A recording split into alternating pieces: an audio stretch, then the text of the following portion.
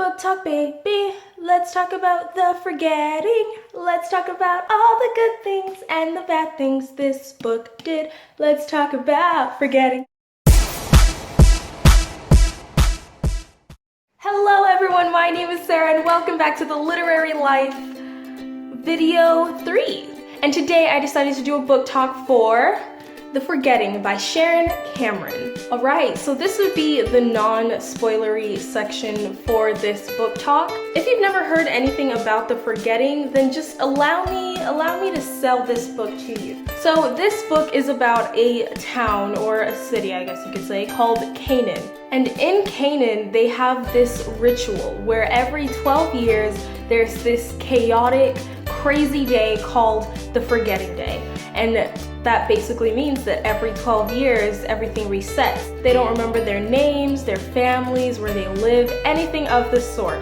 But in order for them to not completely lose their memories, they are allowed to write things down. And our story follows this girl known as Nadia, who doesn't forget. While everyone else in the town of Canaan forgets, Nadia doesn't. She doesn't have to write things down, but she does because she doesn't want to tell anyone that she remembers. And in Canaan, your book, the book that you write down all your memories in, is your life because it's telling the truth about your life. But some people in this city aren't as good as they say they are, and they write down lies in their book. So let's say someone has committed a crime of some sort or something that they know they did wrong, they would exclude it in their book, or they just wouldn't tell the truth about it, so they wouldn't have to face the repercussions after the Forgetting Day. This town of Canaan is basically surrounded by walls, but Nadia is a curious girl and she wants to discover what is beyond those walls, as well as, you know, what's going on behind the scenes of this town. She comes across a guy named Gray, and together her and Gray must try to uncover the secrets of Canaan, as well as take down an enemy that threatens their city. For the most part, the whole concept of this book drew me in. It's what made me really want to read this book. So if you like what I just said, or if you like the whole concept, I strongly suggest that you go and you pick up this book right here, right now, and then once you're done reading it, you can come back over and then we'll finish this book talk. So that's it for the non-spoilery section. All you people who don't want to be spoiled, just head on out, you know, walk away. I'm waiting. Are they gone? Okay, I think they're gone.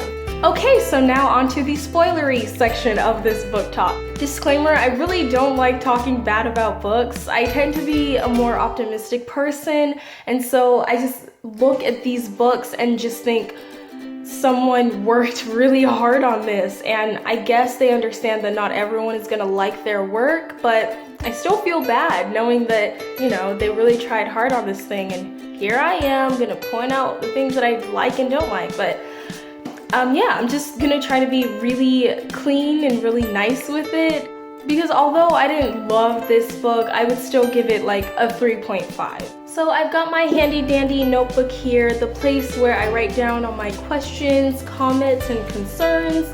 So let's get into it. Alright, so first let's talk about the plot. That was the major thing that turned me off about this story. I really liked the concept, but in the plot, the concept just wasn't executed the way I would have wanted it to be.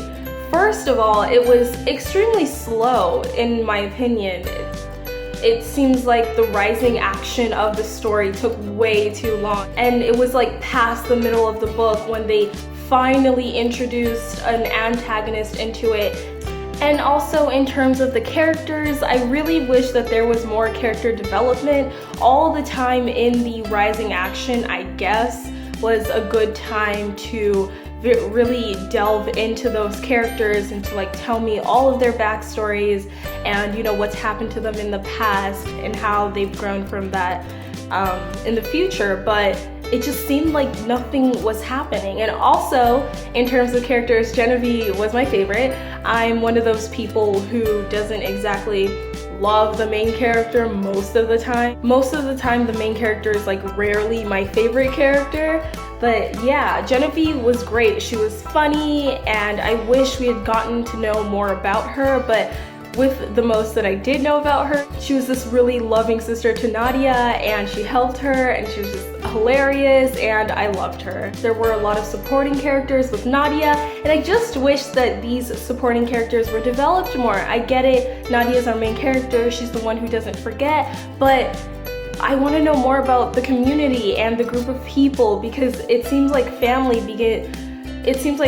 is a really big part of this book. I wish the romance between Gray and Nadia was like slowly building, instead of like they met and they go somewhere and they go somewhere again and then it's bam, love is happening. But I do understand that she needed a greater incentive for finding out the secrets of Canaan, and her incentive was that, you know, if she didn't, Gray would eventually forget about her, and that romance, that love that they had going on would be destroyed. Also, in terms of the antagonist, when Janice showed up in the middle of the book, I was like, what? Like, they just introduced her so quickly, and I wish there was more time to show her as the antagonist. I just wish there was more time to develop her as the antagonist, because it seems like just a little past halfway through the book, they were just like, bam, antagonist, it's happening, hate her. And I was like, okay, sure, I'll hate her. I always hate the antagonist.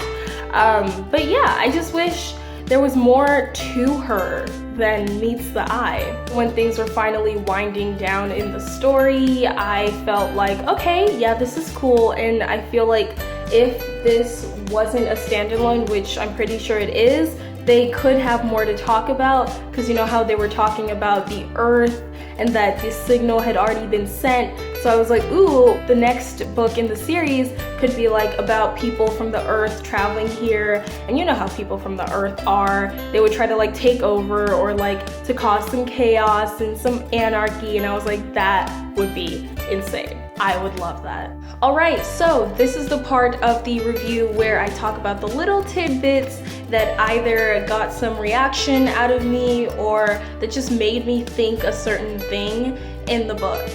First is on page 275, when we hear that Rose's beginning name was Zuri Adeyemi. I freaked out. Most of you probably couldn't tell because life. I'm Nigerian, that is my ethnicity, and the last name, Adeyemi, is like a very Nigerian known name. If anyone knows the story behind it or the reason why the author chose that name, that would be really interesting to know. I would love to know that, because I was so surprised when I saw it, because I just wasn't expecting a Nigerian name to just show up in this book that was full of names that weren't regular, but also weren't part of my ethnicity either. Do you guys know that thing where you're just reading, you're having a dandy good time, and then your eyes do that stupid thing where they just shift over like to the bottom of the next page or to the bottom of your page, and you read something really quick but you go right back to where you were, and then it registers in your head that you just spoiled yourself massively? Yeah, that happened a few times in this book. One, the place where they finally kissed, I spoiled myself. Second, when Janice found them right after they came out of the cave area, spoiled myself. Also, when Jonathan killed Janice, spoiled myself. Why does that happen? Can anyone explain that to me? I just don't get it, and I hate it so much. Oh, and in terms of Janice, when freaking Jonathan stabbed her repeatedly, I didn't even comprehend what was going on. I was like, that was my reaction. I was confused. I was like, what is happening here? What? He stabbed her, what? All in all, I guess I enjoyed this book. There were definitely a few bits and bobs that could have been made better if they were just executed well, but as I said, I really don't like judging books too much because someone worked really hard on this, so who am I to give my opinion like that? Thank you guys so much for watching my book talk for The Forgetting by Sharon Cameron. If you liked it, you can go ahead and leave a like. If you want to see more of this space, go ahead and subscribe. And if you read this book as well and have any comments, go ahead and comment right down below. Thank you so much for watching my third video, and I'll see you in the next one.